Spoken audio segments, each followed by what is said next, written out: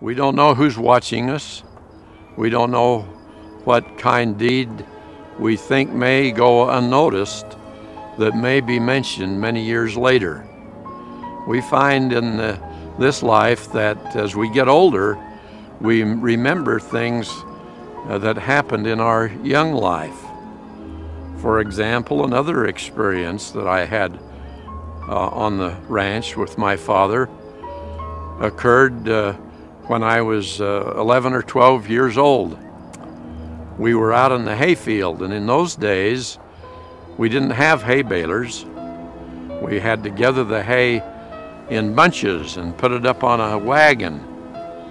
And my job was to tromp, as we would say, the hay down and get as much hay on the wagon as possible.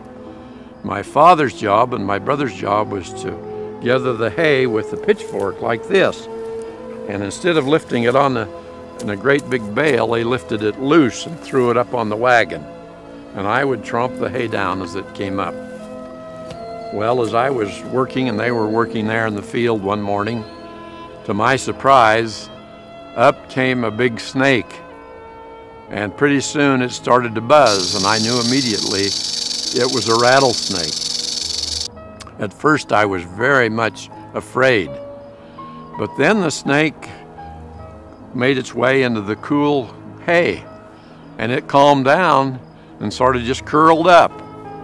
And I, of course, became very curious, and I could see its diamond back glistening in the sun.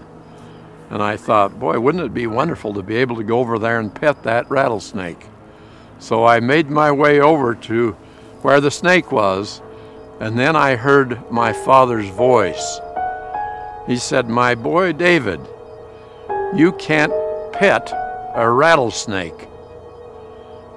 You just stay there, and your older brother will come up with his pitchfork and he'll help us get the snake back down on the ground."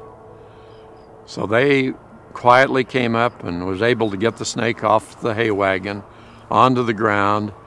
And then instead of killing the snake like so many do nowadays, they put the snake on the pitchfork and threw the snake across the irrigation canal up into the hills so the snake could find its way back up into the mountains. And then my father turned and said, "Now, David, remember throughout your life, you cannot pet a rattlesnake." Well, you know, rattlesnakes come in different forms today. They make a little noise at first and we recoil when we see them, but then they look so tempting and intriguing and inviting. I'm referring to what you see on your television set or on the internet. We call it pornography. And when it first comes into your home or your mind or your life or your computer or your television set, you think, oh, well, that won't hurt me. But believe me, there's just as much poison in that pornography, and it will get to you and poison your system just the same as if you were to pet a rattlesnake and be bitten. Many, many years later, my wife and I had occasion to be assigned to go on a trip to India. When we got up into the more wet climate, we got off the airplane and walked across the airport, and to my surprise, there were 4 or 5 little men sitting playing flutes. And as they would play the flute, they'd open the top of the wicker basket that they had, and out would come a cobra. And as they would play their flute, the cobra would reach higher and higher and higher until it reached the full length of its body, and then it would collapse. Generally, it would collapse back into the wicker basket. But I noticed on one occasion, one of the cobras collapsed most of his body outside the wicker basket. To my amazement, the flute player just reached out with his hand and gently put the cobra back in the basket and then closed the top, the container. And I said to our guide, what is the most common cause of death in this province? And he said, well, you can imagine, snake bite.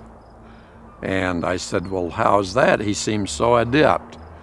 He said, no matter how adept you are at playing with poison, sooner or later it will bite you. I think that that is reflected in the lives that we live today. We have a lot of poison out in our communities, and if we play with it, it'll surely poison us.